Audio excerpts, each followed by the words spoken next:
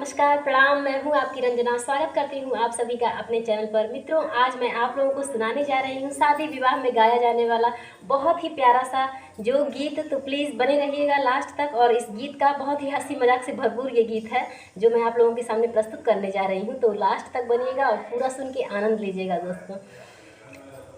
मैं ना जानू दैया, मैं ना जानू दैया की जोग का होला। मैं ना जानू दैया, मैं ना जानू दैया ई जोग का होला। जोग का होला ई जोग का होला, जोग का होला ई जोग का होला। मैं ना जानू दैया, मैं ना जानू दैया ई जोग का होला। जोग सीखे गईली ससुर जी के टोलावा, जोग सीखे गईली ससुर जी के टोलावा। मैं ना जानू दैया, मैं ना जानू दैया घुघुट काढ़े होला। मैं ना जानू दैया घुघुट काढ़े होला। मैं ना जानू दैया, मैं ना जानू दैया कि जोग का होला। मैं ना जानू दैया, मैं ना जानू दैया की जोग का होला।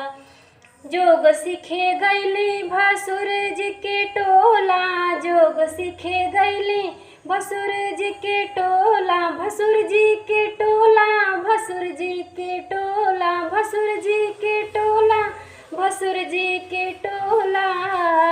मैं ना जानू दैया, मैं ना जानू दैया छुआछूत होला। मैं ना जानू दैया छुआछूत होला। मैं ना जानू दैया, मैं ना जानू दैया की जोग का होला। मैं ना जानू दैया, मैं ना जानू दैया ई जोग का होला। जोग सीखे गईली पिया जी के टोलावा, जोग सीखे गईली पिया जी के टोलावा।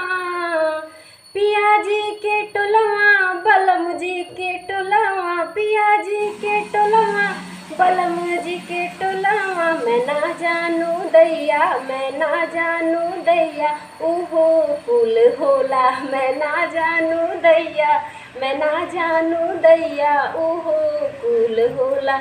मैं ना जानू दैया, मैं ना जानू दैया की गठबंधन होला। मैं ना जानू दैया, मैं ना जानू दैया की गठबंधन होला। जोग सीखे गईली, हाँ जोग सीखे गईली सासू जी के टोलावा, जोग सीखे गईली सासू जी के टोलावा। मैं ना जानू दैया, मैं ना जानू दबा, मैं ना जानू दैया की गोड़ दबावे होला। मैं ना जानू दैया की गोड़ दबावे होला। मैं ना जानू दैया, मैं ना जानू दैया कि जोग का होला। माफ़ करिएगा, थोड़ा सा मिस्टेक हो गया है। बच्चे स्कूल जाने वाले हैं। वीडियो नहीं बना था, कल मैं वीडियो नहीं बना पाई थी, आज जल्दी जल्दी बना रही हूँ, तो आप लोगों से क्षमा चाहती हूँ। धन्यवाद।